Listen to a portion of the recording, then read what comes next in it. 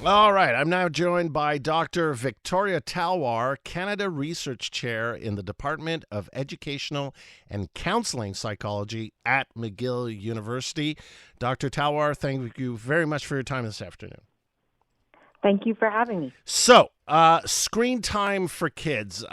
This is a hot topic. We're talking about social media access, kids spending too much time with their cell phones in school.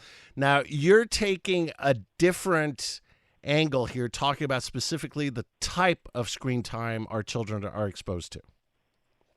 Well, it's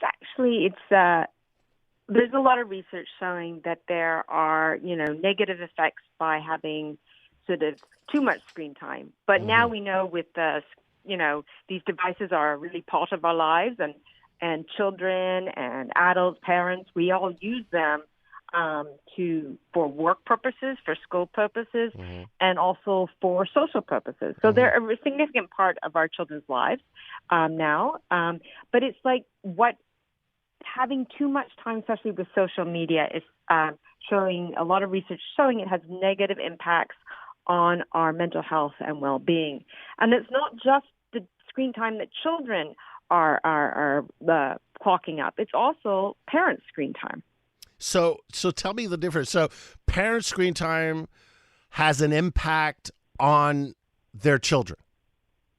Yeah, this is the other screen time we need to be concerned about because when we are not always, we're basically distracted when we're with our kids by our social media feed and our smart phone. We are not spending time having quality sort of interactions with our children. And this can really negatively impact our relationship with our children. And also, particularly for younger children, they really need some interaction. They need to learn about the world through engaging with the world and through free play. And they're also wired for that sort of interaction with adults, with parents, to interact with them and to do activities and explore the world and have conversations. And those conversations are really vital for the children's development in terms of their just language development, but also in terms of their cognitive abilities and their self-regulation. And so when we're distracted and not always paying attention, this can have a negative impact on our children. So this is fascinating because, as I was saying, and I'm sure you're aware of this, the conversation over the past several months and even years has been about what kids are watching themselves. But now it's interesting. You're focusing more on hold on, parents, put down your phones and take care of your kids, interact with your kids. That would be the primary goal to achieve here. Exactly. I mean, we still use our phones Of and we still course. have times where we'll be on them. But what we need to do is to create times in the day when we are sort of device free. Mm-hmm. That could be like, for instance, a mealtime. Everyone should put their devices away during Mm-hmm. mealtime and let's just engage and interact with each other. That's really good for our social connection with each other and having conversation and connecting. We can have, other times where we're doing an activity with our children where we just sort of focus on having some quality time and interaction with them. And we're not always distractive or letting our devices interrupt that. There may be other times where you need the device around you, but Mm-hmm. making sure that there are times in the day where those devices are not present or are not there to interrupt us. I ask you to weigh in? What do you have an opinion on the whole age gating question for kids on social media?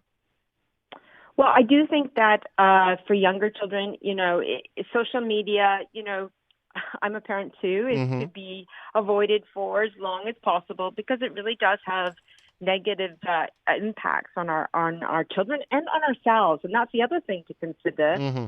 is parents' use of social media. We should need to be more mindful of our use of devices, but also mindful of the social media we're using and how it makes us feel. Does it make us feel stressed out, anxious, have negative feelings?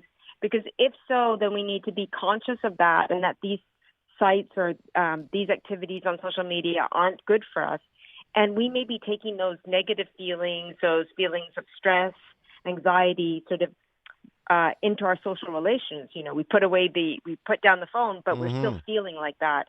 So we need to become more mindful that this can have negative impacts on how we're feeling, and that can impact the parent-child relation. And similarly, we need to be aware of the impacts that it's having on our youth who are sort of passively sometimes taking in some of the information they're seeing on social media. And that can have a lot of negative effects on their body self-image, on their perceptions of, of what is acceptable behavior, misinformation, and just increasingly sort of creating sort of more anxiety and depressive feelings. Ultimately, we have to be conscious that as adults, what we do has a direct influence on what our children do. Absolutely.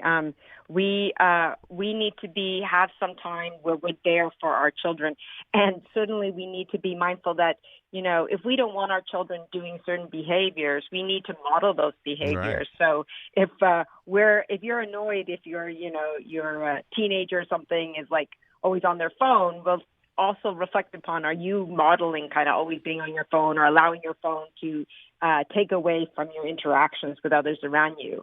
So we have to make sure we model the same behaviors we're hoping to see in our children. Very interesting, Dr. Talwar. Appreciate your time this afternoon. Oh, thank you.